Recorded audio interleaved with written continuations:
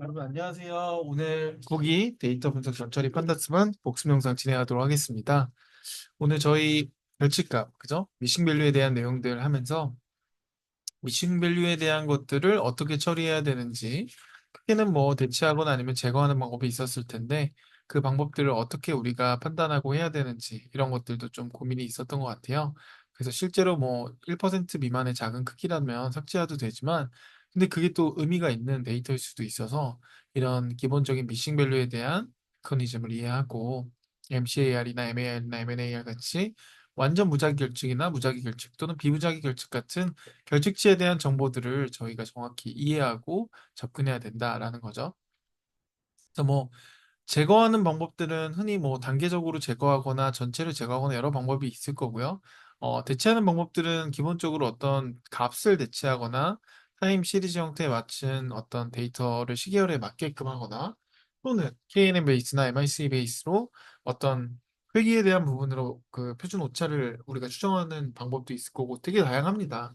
또는 ML 알고리즘 기반으로 해서 할 수도 있고요. 아래 나와 있는 미싱 데이터에 대한 내용들도 충분히 확인 가능하실 거고요.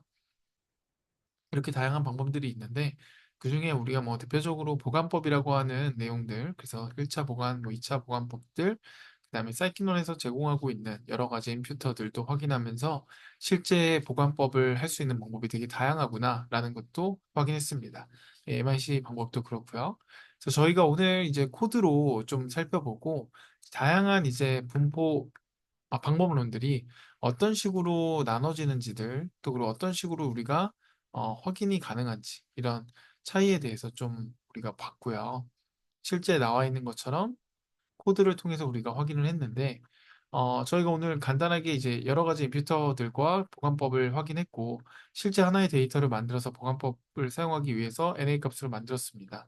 그랬을 때 원래 오리지널 데이터고, 오리지널 데이터에 미싱 밸류가 들어간 데이터인데, 얘네들을 뭐 1차 선형이나 2차 선형이나 아니면 평균 대치나 영값이나 KNN 또 MIC 다중대치법 등 이용해서 그래프를 그려보고 어떤 식으로 바뀌었는지 봤을 때 뭐 아무래도 이 데이터 자체가 좀 시기열적인 패턴이 있을 수도 있고 여러 가지 데이터의 특성을 더 봐야 되고 작은 데이터긴 한데 그래도 보면은 대부분 방법론에 따라서 리니어는 좀 선의 형태, 그다음에 쿼드라릭은 아무래도 2차 형태고 민이나 이 제로 같은 경우는 거의 아래의 값들이 표준되고 KNN은 근처 값들로만 이루어져서 평균이 되는 것 같죠.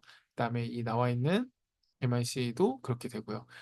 그래서 이런 방법론들이 다르다는 것을 여러분들이 이해하시고 중요한 부분은 어떤 방법은 사용해야 될지 이런 것들은 좀 더 데이터를 보고 실제 우리가 모델링을 또 하게 된다면 모델링 성능에 따라서 달라질 수도 있는 거라서 이런 것들 여러 가지로 고려했을 때 최적의 어떤 보관법 등은 1차로는 도메인, 그다음 2차로는 어떤 개념적인 부분들을 이해하고 3차로 실제 모델링으로도 한번 사용해 보면서 성능 등을 확인하면 가장 좋을 것 같아요. 우선은 오늘은 여러 방법론의 차이를 시각적으로 한번 봤던 거라고 이해해 주시면 좋을 것 같고요. 여기까지 하겠습니다. 감사합니다.